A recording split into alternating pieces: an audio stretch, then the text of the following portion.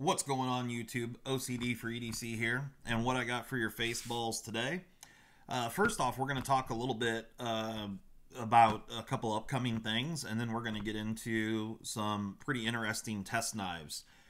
So the first thing that I wanted to talk about is the upcoming TSA game.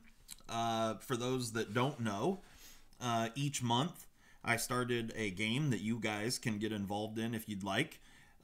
You send a knife in. We have a wheel that we spin, kind of Wheel of Fortune style, to select a steel choice for a given month. This month, for the month of April, the steel choice happens to be any 400 series steel or Japanese Acuto.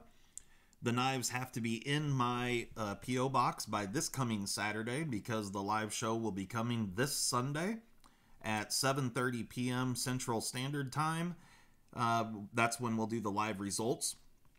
So if there's any last minute entries that want to get in, there is a $20 entry fee. This is to cover some costs that I incur, as well as return shipping. I do send the knives back with a bunch of stickers, or a handful of stickers. You get for sure 2 of these, and some from Sharpening Supplies, and potentially some other stuff. So I right before filming this, I had a guy hit me up via email telling me that he thought the cost of a $20 entry fee was too much to enter into this competition. And I just wanted to be clear about this. I can assure you that I personally am not profiting at all from anything that I do on YouTube. I can assure you. If anything, or well, it's not even if anything, this channel as a whole cost me a pretty substantial amount of money. To be honest with you, I don't know how much, because I'm scared to add it up. I don't want to know. But I can assure you, $20 per knife to enter into this does not even scrape the surface of what my costs are. So yes, I am charging an entry fee to enter, but I'm giving away each winner gets a prize valued at least $50. Some of those prizes have been donated. Some of those prizes I pay for out of my pocket. But I paid for this Sharpness Tester. This is $200 that you're looking at right here, along with the consumables for it. The guy referred to the consumables as a piece of thread. This is actually best certified test media, and it is not $2 for a spool of it like thread is. So anyway, I just want to make it clear, this is not a money-making venture for me at all. So I just want to be very clear about that. For people out there that may not understand, Nick Shabazz just the other day posted a video, and he was talking about how he still is not at a point where he's actually profiting from his channel, and his channel quite literally is 100 times bigger than mine. So, and he also gets a lot of stuff donated to him and sent to him by the manufacturers and whatnot. I do not. So, pretty much every single thing you see on my channel, I pay for. There have been a few exceptions to that. Some people have been very generous and donated some stuff. Some other people have let me borrow some stuff. And I greatly appreciate all of that. But I just want to be very, very clear that this is not a money-making venture. I look at this as a hobby and something enjoyable and fun to do. And the way I look at it is, all hobbies cost money. I don't care what they are. I have tons of hobbies. They're all expensive.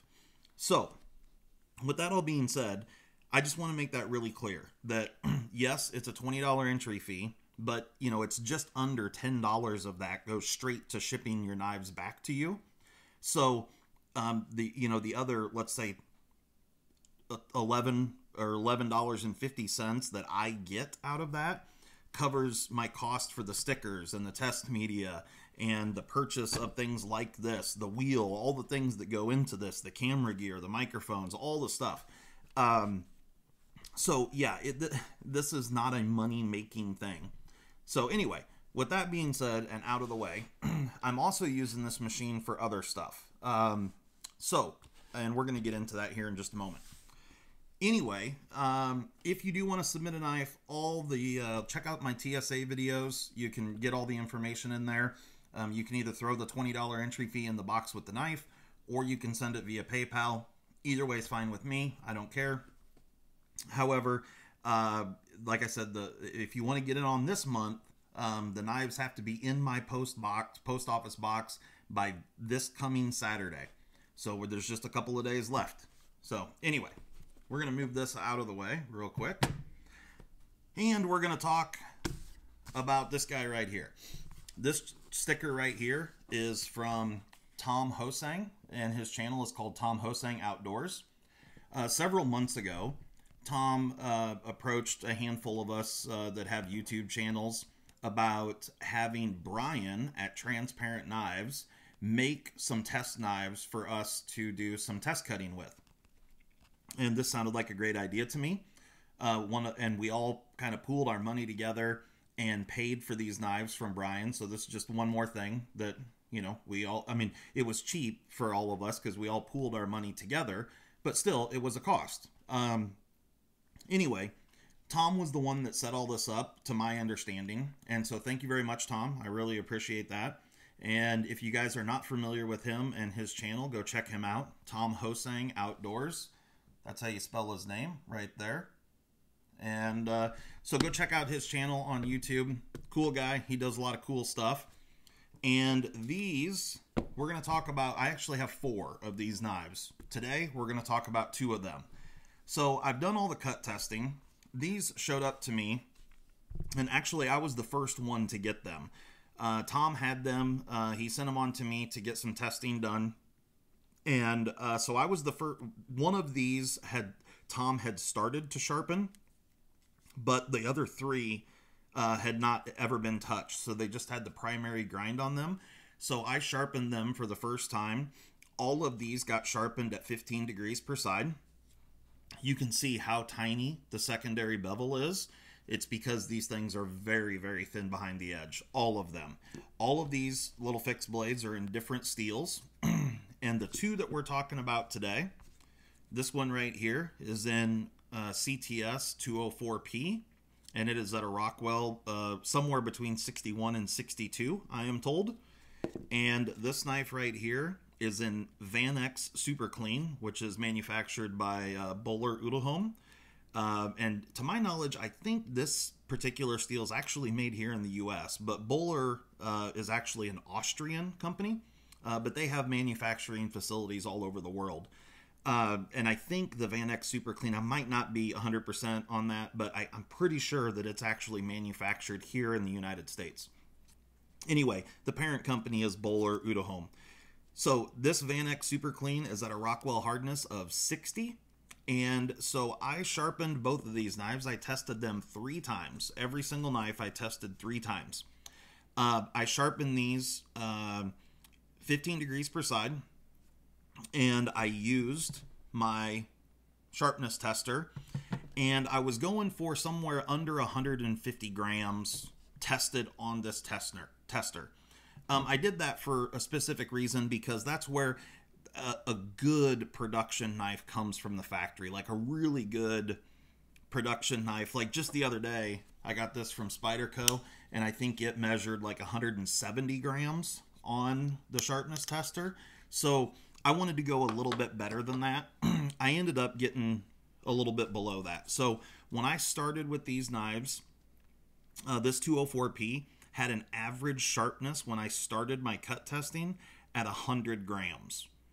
The Vanex had an average sharpness of 115 grams. So not quite as good as the 204P. So in my experience, the 204P just came up a little better, had a little nicer edge, although in my sharpening, I had a hell of a time removing the burr on this 204P here, and I'm not really sure why. It was consistent across all 3 sharpenings, but once I got the burr to remove, it stropped up really, really nice. So it's an interesting knife, an interesting steel. So let's get into the results on these. Actually, I'm going to start, as I was sitting here beating my lips, I should have been peeling this tape.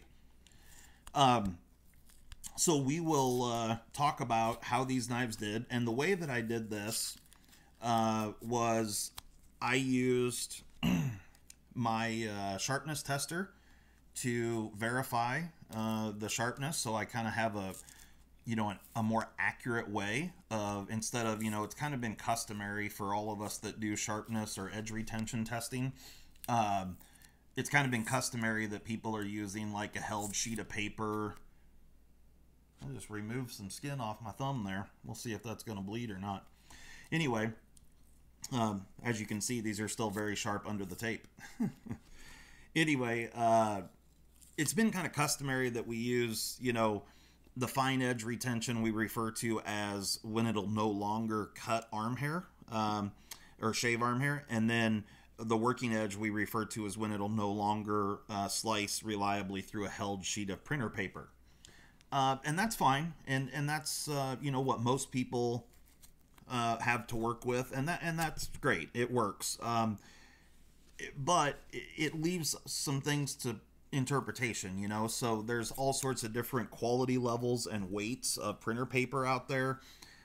You know, yes, there's kind of a standard printer paper that most people are going to have, but not all paper is created equal. And so, you know, this is one of the reasons why I got the sharpness tester for things like this. And it's proven to be a really useful tool, so I'm thankful for that. And so what I did here was, since I've had the sharpness tester, I've been trying to dial in, you know, where are those two numbers, those two lines at where a knife will no longer shave arm hair, and when, there you can see my thumb skin that I cut off a minute ago. I'm sure you wanted to see that. Anyway, you know, so I've been dialing those numbers in, and basically when a knife will no longer shave arm hair, as far as the sharpness tester is concerned, that's right around 300 grams, give or take.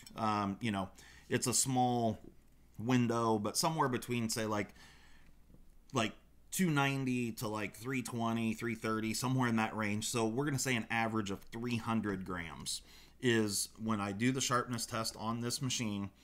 300 grams is when the knife will no longer reliably shave arm hair.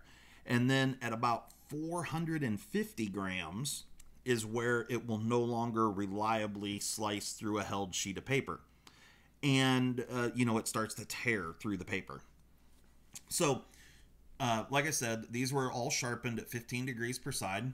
I checked this with my edge bevel guide, and all these were sharpened freehand on stones, diamond stones, and they were sharpened up to about 1500 grit, and then put on a strop.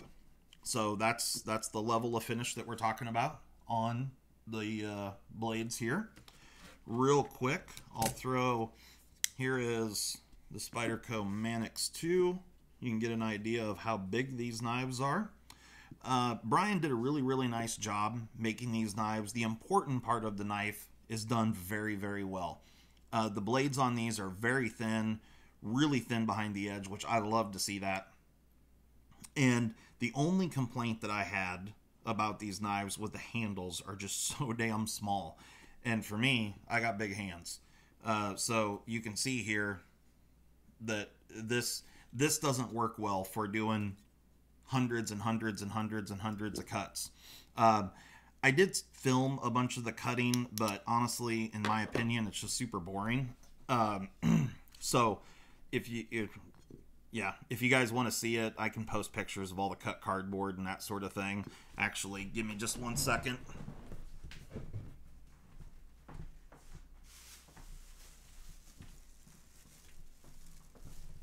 So here,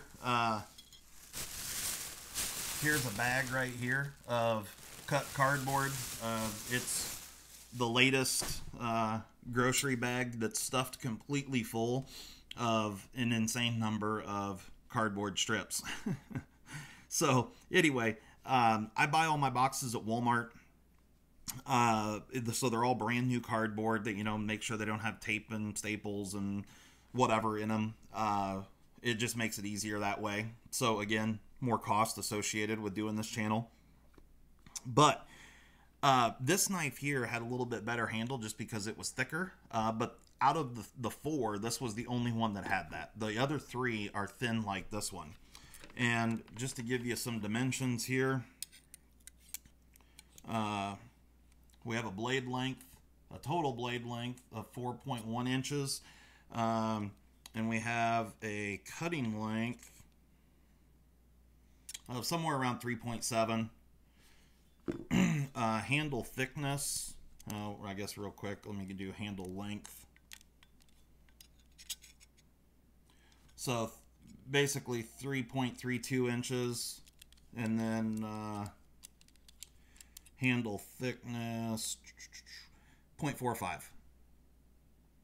So, and then you'll see on this one here, this one's significantly wider, 0.58. Okay, so that was my only complaint about the knives, were the handles. It's not that they're not comfortable, it's just that they're not comfortable for a long period of time.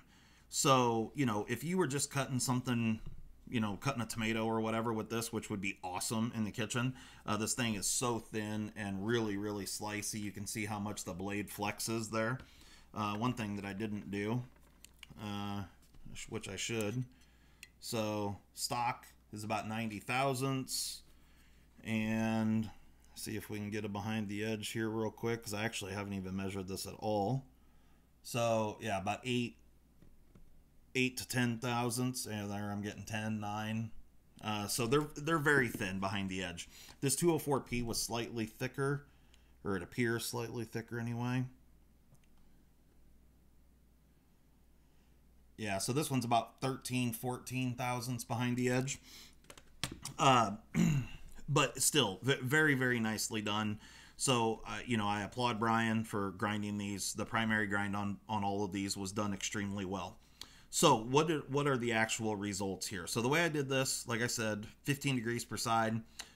Started at a sharpness average on the Vanex was 120. Average on the 204P was 100. And then I did 3 tests, and I just took the average of the 3 tests, okay? So, on the first knife, this one here, we're going to talk about is the 204P. For those that don't know, this is CTS-204P. This is a steel made by Carpenter. Carpenter is a U.S. manufacturer, so this is a U.S.-based steel, and it's the same chemical makeup, essentially, as M390, which is a Böhler Udelholm steel, just like the Vanex here. And as well as 20 CV. So anyway, Carpenter does a really good job. The 204P, these steels are just, they're difficult to get the heat treat correct. So if you do it well, then they can really perform, and that's really what we're looking at here. So just to give you some breakdown on 204P really quick, what we're looking at here, 204P has about 1.9% carbon. And what I'm talking about here, I'm only going to go over the elements that are carbide formers. So we've got 1.9% carbon. We have 1%, 1.0% moly. We have 20% chromium. And we have 4% vanadium and 0.65% tungsten. So those are all the carbide forming properties of CTS-204P. These are the things that make the steel have really, really good edge retention properties. Obviously, the chromium makes it very stainless and corrosion resistant, but the chromium also forms carbides throughout the heat treat process. So these are the things that make the steel what it is.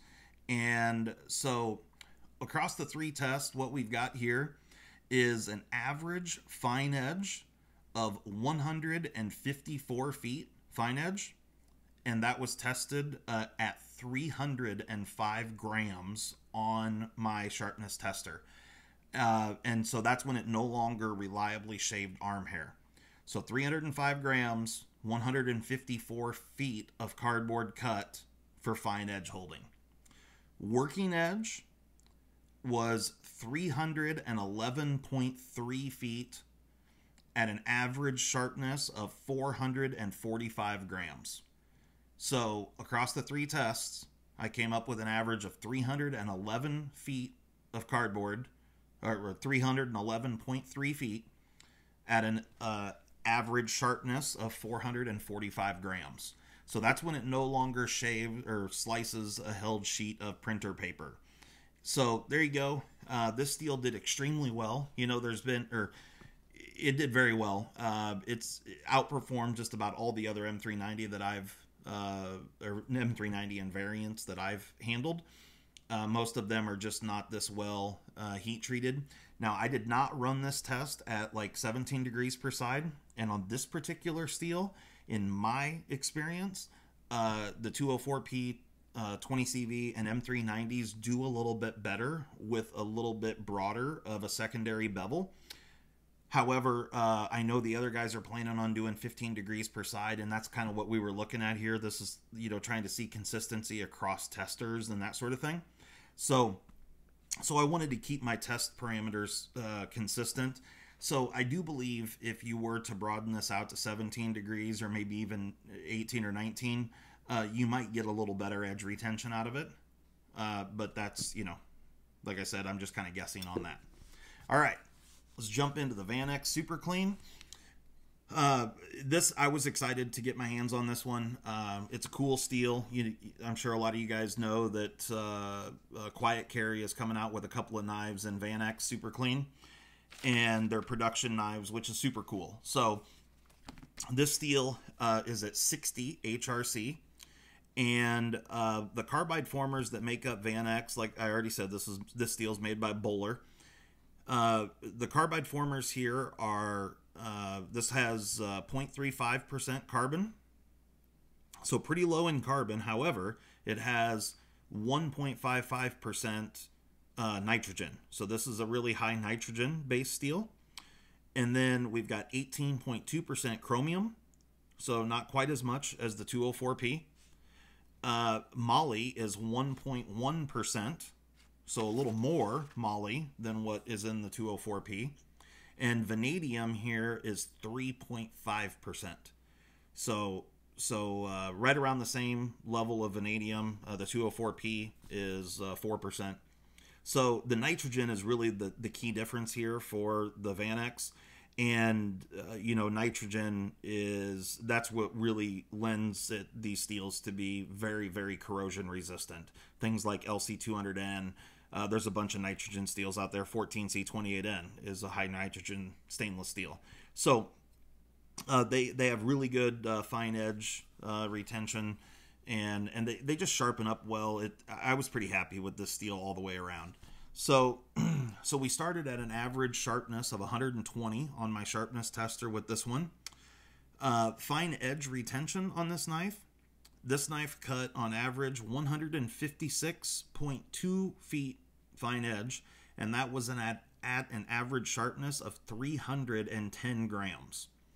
So we started at 120 grams. I cut on average 156.2 feet of cardboard, and then I measured it at 310 grams.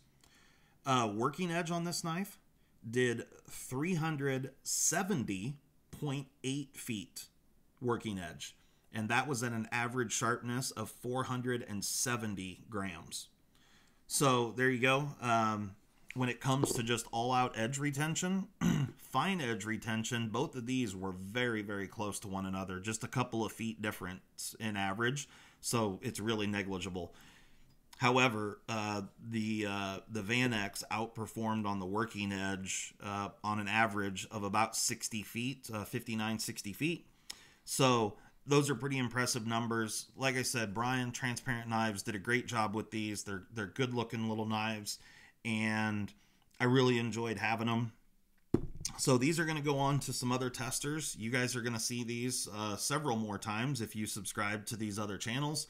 The guys that are in the group are myself, Blade Banter, Super Steel Steve, Kenny at In the Pocket, Tom Hosang, of course, and Gerald at Outpost 76. I'm pretty sure that's the entire group. It's 6. Yeah, I'm pretty sure that's everyone. If I forgot someone, I really apologize. I'm really sorry about that. But I'm pretty sure that's the group. So, you know, go follow those guys. If you're not familiar with them, I'll put their links up in the description below. List all the channels out, and yeah, go check them out. Hopefully you'll see these guys pretty soon on those channels. I'm going to be shipping these knives off. I still have 2 more to come, which I'll do that video very shortly. I've already done all the testing and stuff. I just need to record the video. So we have 2 different steels, and you'll see. Stay tuned for the next 2 to see what those are. So anyway, guys, thanks a lot. Hope you enjoyed this, and we will talk to you next time.